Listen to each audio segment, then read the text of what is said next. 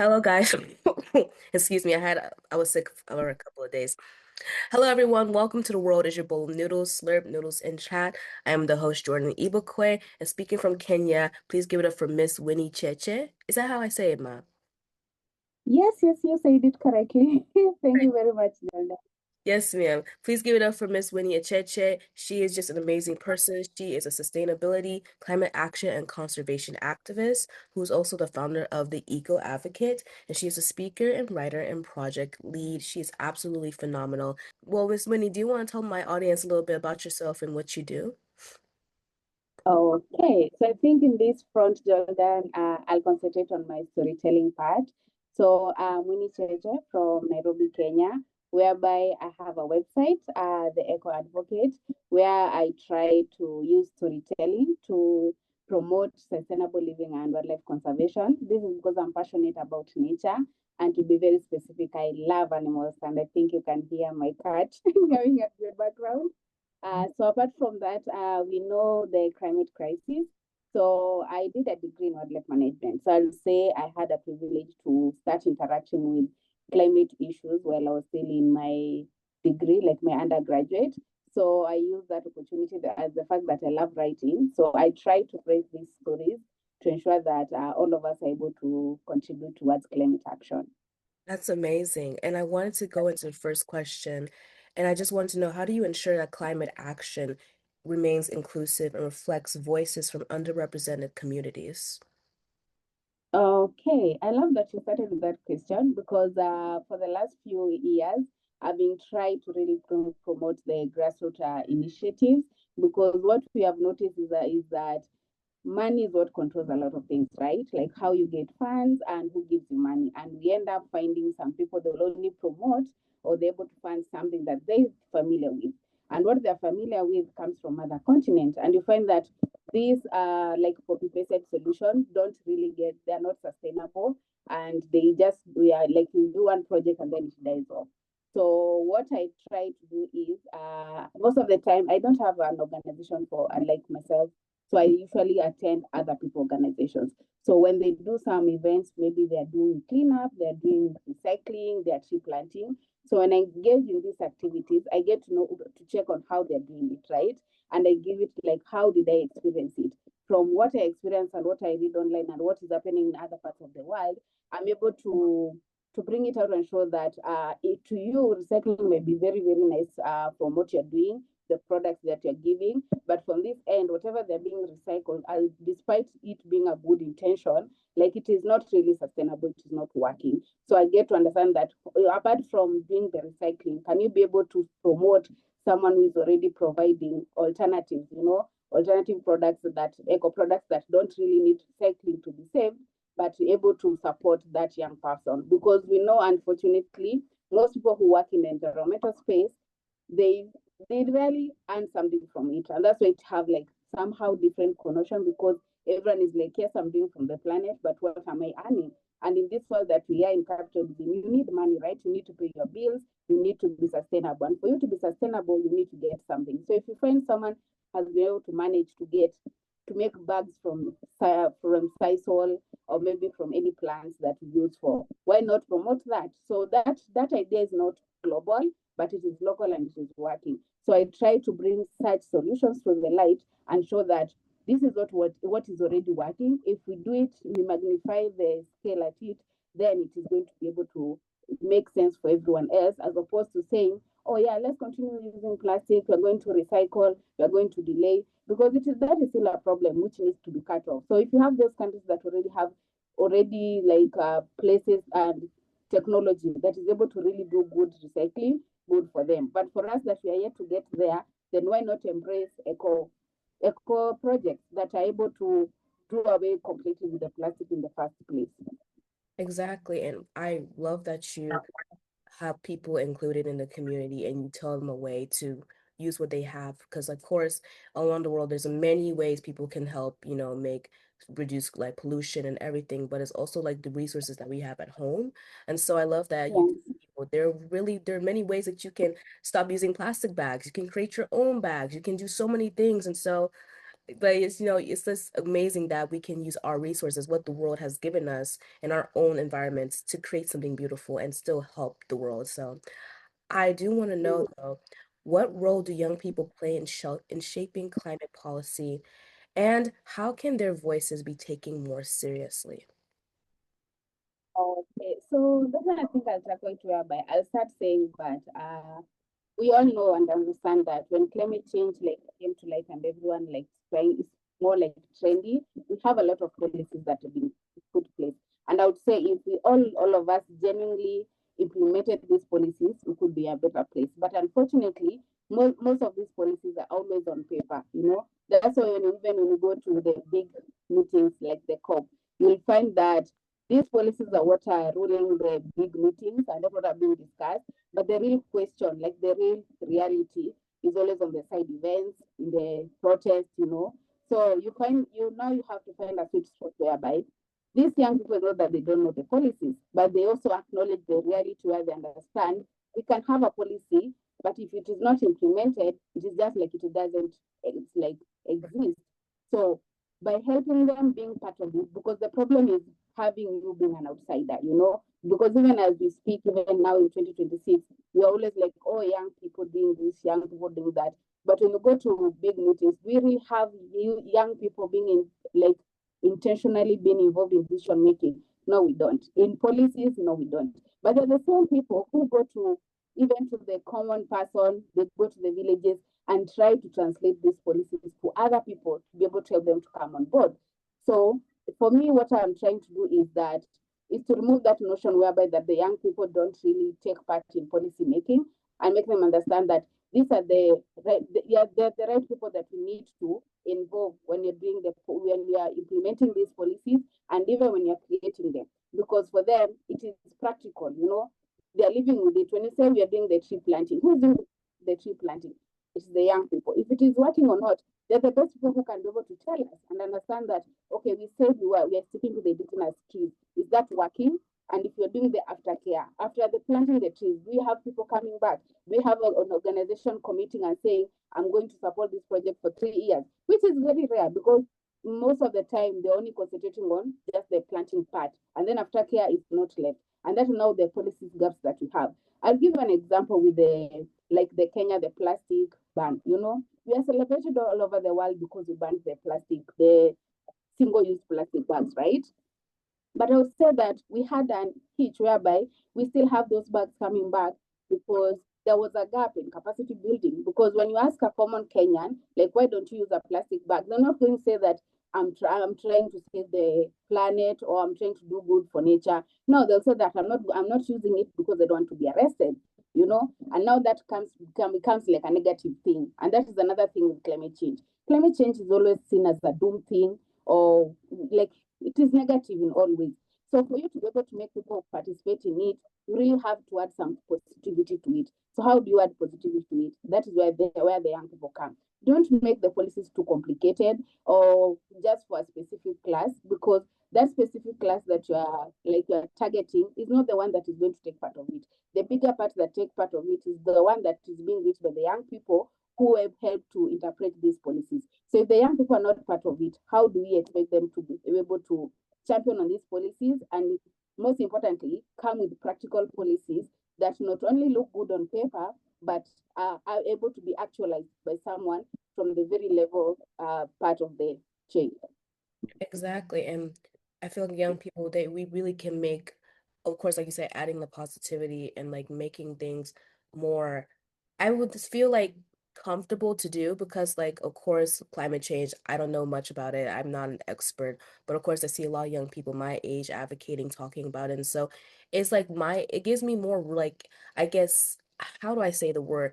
I get so inspired wanting to learn more about it and like wanting to understand what climate change is because someone my age is talking about it and addressing the topic. And so when we see someone like us, like it gives us kind of like a room, like, hey, we can actually speak about this no matter our age group. And so I think that's what makes young people amazing. And just, of course, the power of just like our generation is that no matter what's going on, everyone from all ages groups can still speak on an issue no matter how old they are, and that's the power of our voices.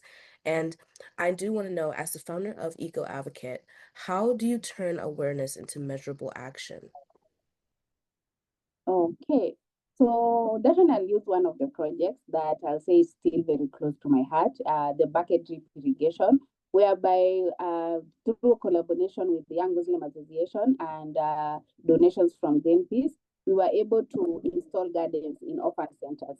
So what we did, like I said, I create awareness on climate change, right? So I went to orphan centers. I identified this one that at least had a space that we can create a kitchen garden. And now these gardens, we did to the kids. So it was during COVID, and during COVID, the donations are not that good, and most of the orphan centers were really suffering.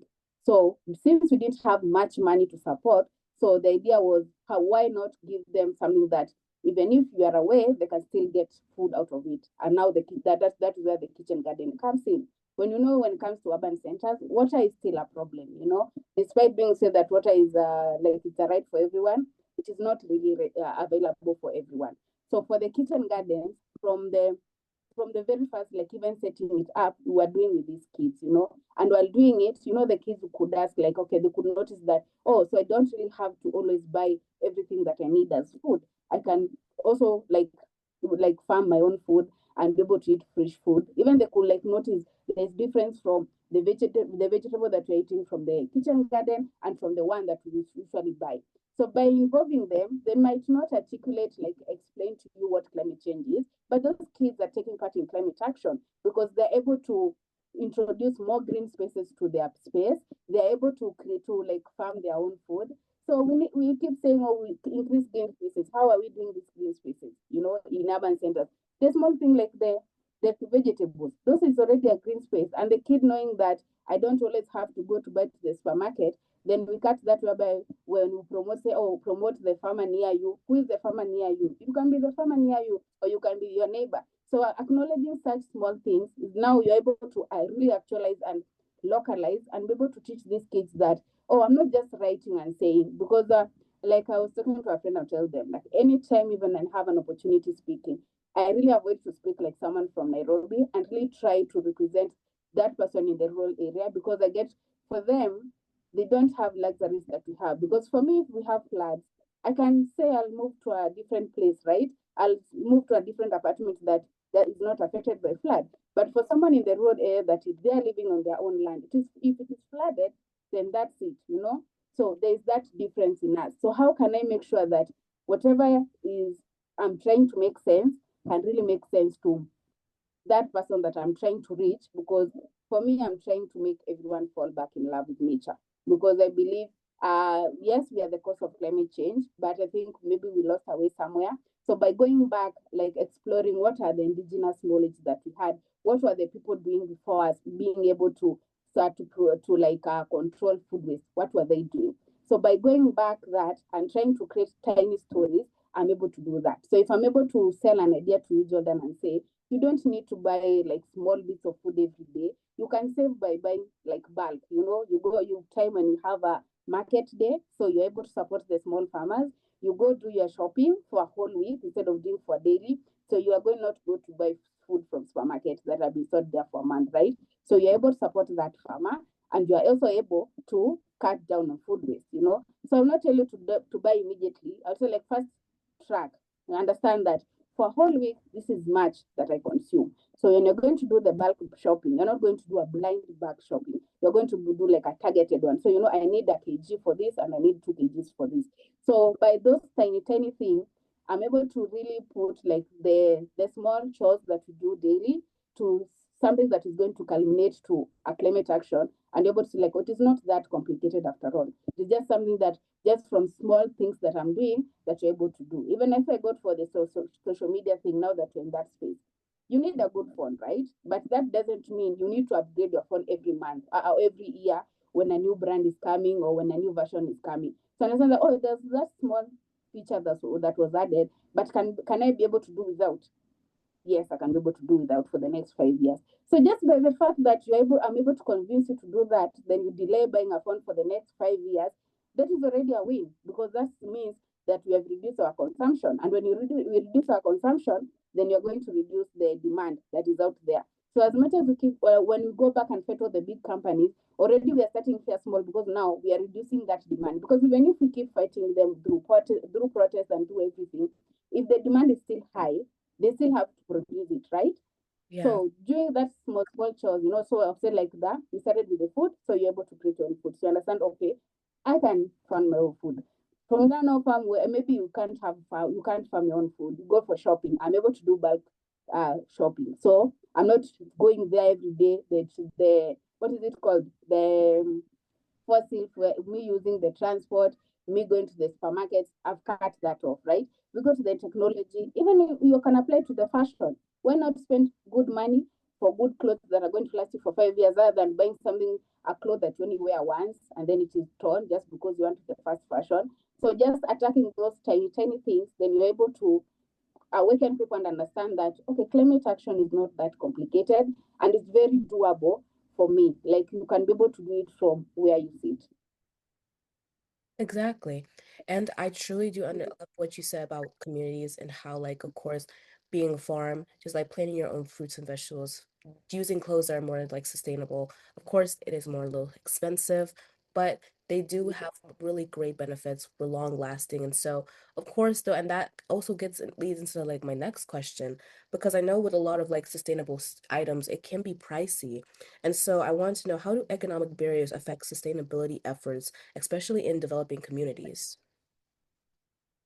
So I say when it comes to economics, that is now where we have like a little bit of we are still getting out of it, like so where we need still have to develop because you find that unfortunately for for you to be able to embrace sustainable living, sometimes it can be at first it will be pricey. As you say, yeah, going after you get the item, then after that you're not going to use much. But the initial purchase, it is going to be expensive because I'll give you like for the bag for the cheap, the one that is goes to the environment, you only use it once. It will be like a few shillings. But if you really need a reusable good bag, it will cost you more. So the question will be, are you able even to afford that? So sometimes it can be pricey, and I really hope that we will get to a point whereby even like the companies are going to embrace and be able to understand that not to be because I find that for such when you have like it is a trend, so even if it is not material, some companies are going just to take advantage, and make it price because now it is green living, it is trendy, so everyone hikes their prices. But after the initial pricing, then you are able to get that. So that one at least it to address people from like now the middle class. But when it comes to the lower class, unfortunately, it still be a problem because for them it is more of survival. They don't care if it is sustainable or what's going to happen. Yeah, for them is that if I'm able to eat, I'm able to have somewhere to sleep, that is all cares. So, and we don't have to leave them out and I say that they are not able to take part because it is beyond their reach. They're not able to do that. But Right. for them, what I love is that they have other ways because they don't have that money to waste even for the cheap bags. If I use the example of the shopping bag, they're going to have an alternative for doing that because we have people like the DIYs. You see people creating even bags out of t-shirts, out of everything. People become creative. So as much as we have the sustainable life being expensive, we also have creativity and also now the young people who are able to have creative ideas that as they create like alternatives for these super expensive things that we need to be sustainable and also be able to show you like you can do this out of home. So you have to have an old t-shirt, a old jeans, you can be able to create like a bag out of it, or if you or something, you can reuse maybe a plastic bucket to grow your tree, your flowers or anything. So the part of pricing, Jordan, unfortunately, it is something that we are still working on it, but it is still like kicking a lot of people out. So the initial one, it is not friendly to a lot of people. Sustainable things are pricey. But even so, I truly do feel like if we want to really change the world, I feel like companies do have to understand that a lot of people do not have the money to spend $15 on a bamboo toothbrush or something like that. And so it very much it comes, I feel like on both sides. Of course, the company, they need to understand that. But for humans, I feel we can make so many use of just what we have around us. Like you said, using paper bags and creating. I saw someone on TikTok just create paper in their home by using newspapers all around. So it's just there's many ways that we can actually, without paying a lot, but it just comes with like actually learning how to use it and like, and of course researching. But of course with some of our generation, we don't like researching a lot, but in general it just comes with sitting down, understanding what's going on, and understanding how you can help just by even picking up small trashes in your neighborhood can make your world a little bit cleaner and better. But I do want to go into climate anxiety.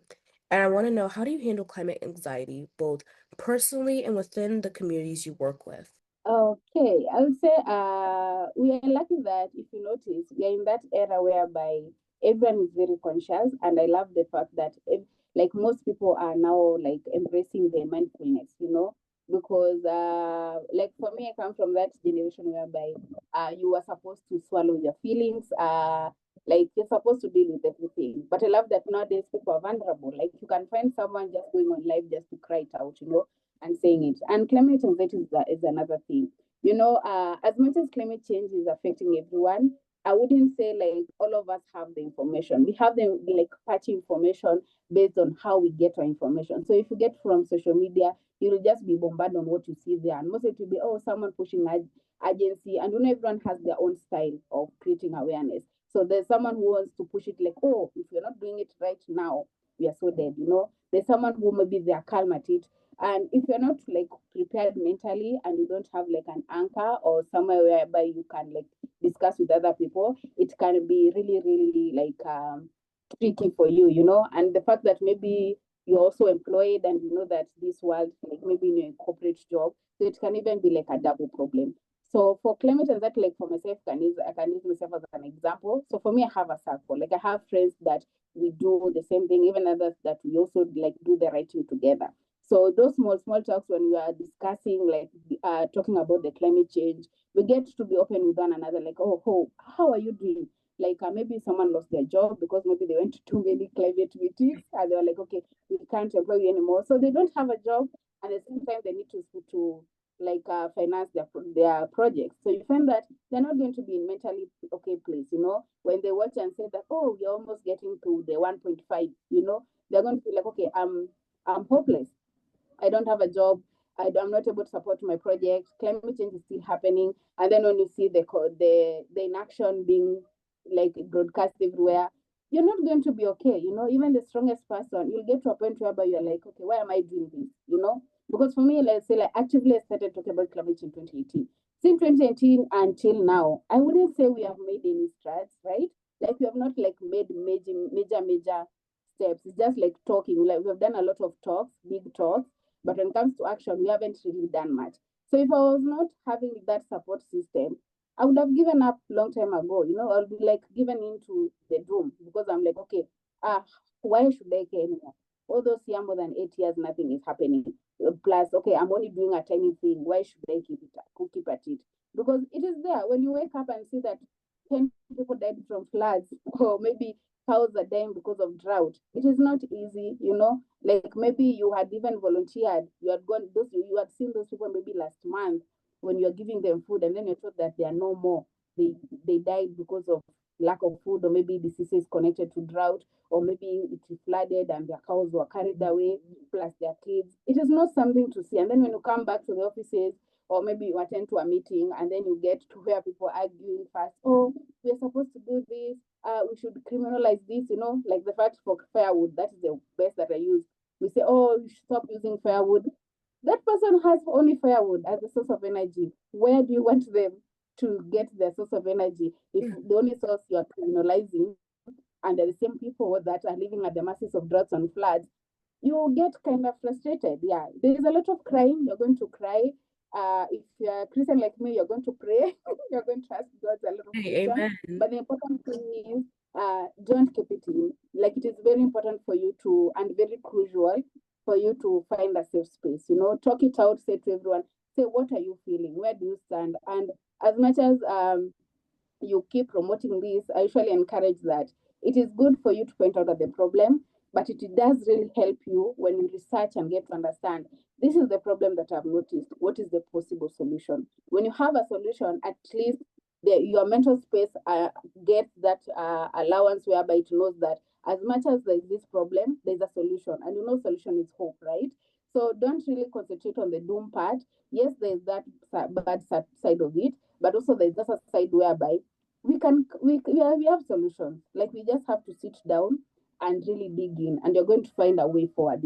And all of us are different. Yes, you may find you for you may think, oh, this is a good thing, but the other person may see it is not a good thing, right? And global, like climate, is a global thing, so it is getting everyone perspective. So by you acknowledging that all of us are different and all of us have different priorities, then you are safe not to really push yourself too hard, whereby to a point whereby you're too hopeless even to do the tiny thing. So keep the hope alive, but also be open-minded, understanding that I may not get what I want, but as much as you have done your best from where you stand, that is totally okay. Even sometimes, even just remaining silent, that is okay. You acknowledging, you just being clean up from your local area, or maybe you not using plastic, you as a person, that is enough for that particular time. Like, don't allow yourself to get overwhelmed, because we still need you, right? We need Exactly. more of you. So if you need more of you, then we need you in the right shape. So yes, failure is there, but don't allow it to defeat you. And don't you can do even the breaks. If you see that, okay, even especially around corporate meetings, and say that you're not able to like really hold to that, stay away. Like say I'm going to be off, I'm going to be away from internet for those 2 weeks. Then after that, digest at your own pace. Because if you consume, you're going to be devastated, and it is going to affect you mentally. I've seen my colleagues, like they said that, okay, I can't do this anymore. And you see, it really affects their health because they took it too much, and you can't carry the whole planet on your shoulders alone. Just understand that we are grateful that we have you, we have that you have good intentions, but you also need you in good shape. So where you need break, please do. And most importantly, don't keep anything in. If you need to write, journal. If you need to have a friend, do it. If you need to pray, pray. But let it out in one way or another.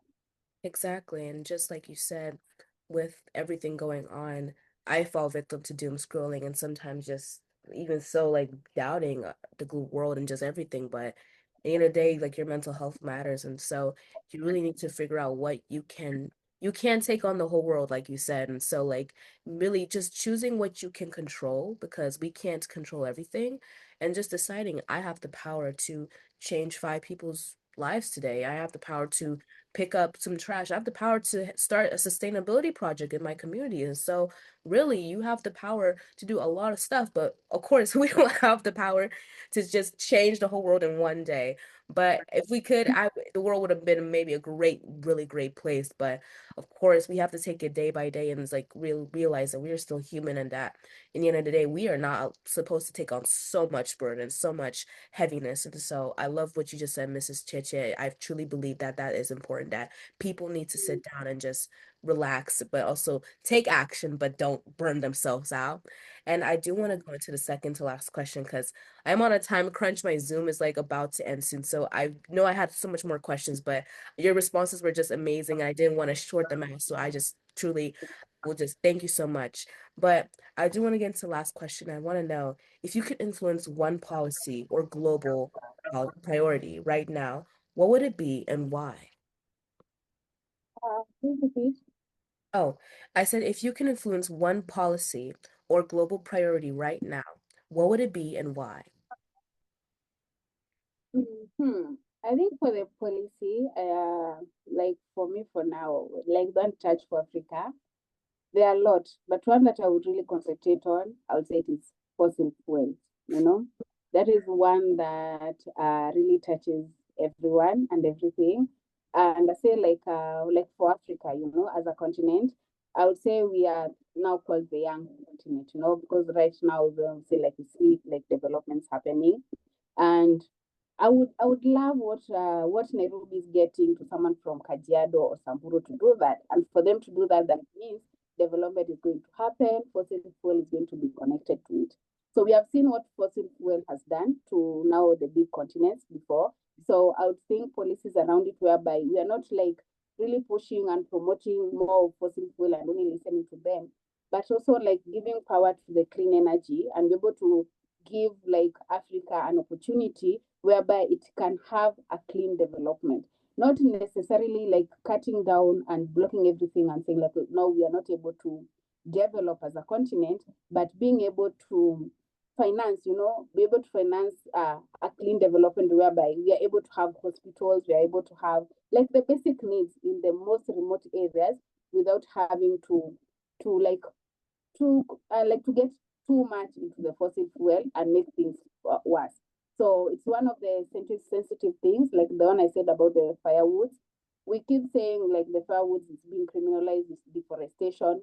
But these people they're the same people like are known to grow trees, because they know I need that tree. So they always grow tree. So how can we make sure that whatever they're already doing, how can we amplifying it without making it worse? So the policies could be more localized and not too harsh on the tiny person, because I find that most of our policies only massage the those people who are good with money, those people are already well off. They're the ones that really get soft spot when it comes to policies. That And those of us that are perceived to be the lower class and so bad, then we are not supposed to call ourselves poor. But if you're on the lower ranks, we get like a bad impact when it comes to policies. So apart from the fossil fuel, like policies in general, I would love to have policies that are true to us, the common person. that's amazing. Yeah, Just like yeah. this. No, I was just gonna say, oh, your cat is really cute. My friend has a white cat, so it's just I'm definitely cool with a third guest aboard. But thank you so much, Miss Chicha. Just what you're saying right now, I will link also and attach these organizations' names on below so people can also support as well. And I will add yours. Please go support Miss Chicha's Eco Advocates. They're absolutely incredible. And if you're in the Kenyan era, or do you live in Nairobi, Miss Chicha? Yes, yes, I'm currently in Nairobi. Well, if you live around Nairobi or if you live in Kenya, please go check her out and please so support her initiative. She's absolutely amazing and doing so much for Kenya and just sustainability. And please, like I always say, keep making a change and just have a wonderful day, you guys. And thank you so much, Miss Chicha, again. Your words are very wise. Thank you.